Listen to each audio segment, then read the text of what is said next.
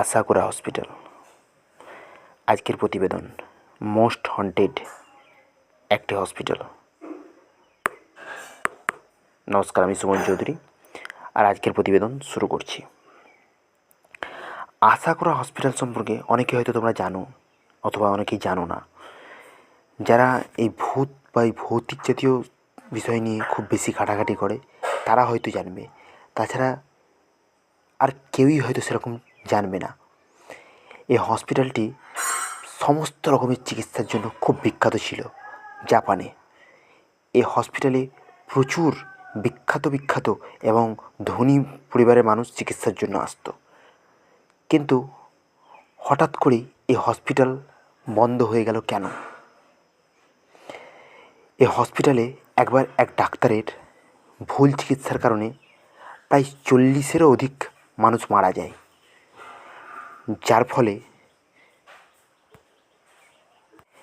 একটা হুলুস্থুলুস কাণ্ড বেঁধে যায়। কিন্তু এই সমস্ত কিছুকে ধামাচাপা দিয়ে ফেলে আর্থিক প্রতিপত্তি, এবং ঘটনাটা পুরো চেপে যাওয়া যায়। কিন্তু ঘটনাটা সাধারণ মানুষের কাছে চেপে গেলেও ওই 40 জন যারা মারা গিয়েছিলেন তাদের কাছে হয়তো চাপা যায়নি। ওই 40 জন মানুষ প্রেতাত্মা রূপে ওই হসপিটালের মধ্যেই থাকতে শুরু করে। প্রথমে যদিও এটা একটা আশার গল্প বলে মনে হতে পারে, কিন্তু পরে ধীরে ধীরে এর লক্ষণ প্রকাশ পায়।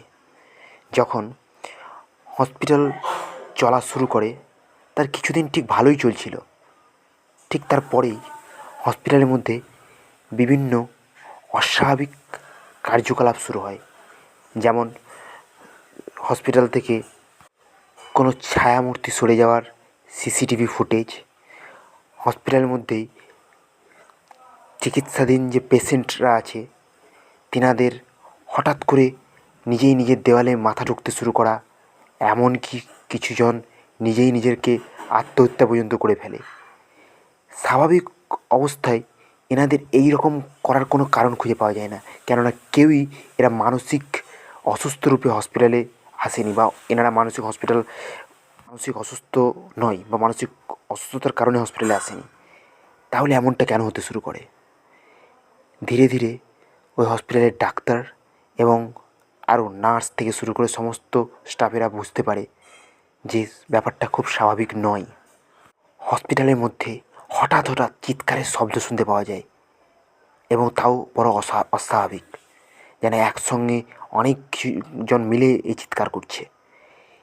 এই সব ঘটনাগুলি সকলকে ভীত সন্ত্রস্ত করে তোলে।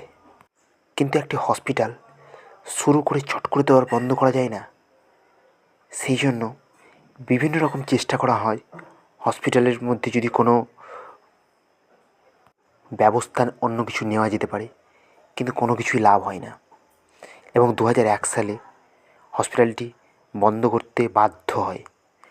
কিন্তু মজার বিষয় এই যে হসপিটালটি বন্ধ হওয়ার আগে যে ডাক্তারটির কারণে ওই 40 জন বা তার অধিক মানুষ মারা গিয়েছিল, সে ডাক্তারটিকেও মেরে ফেলা হয়।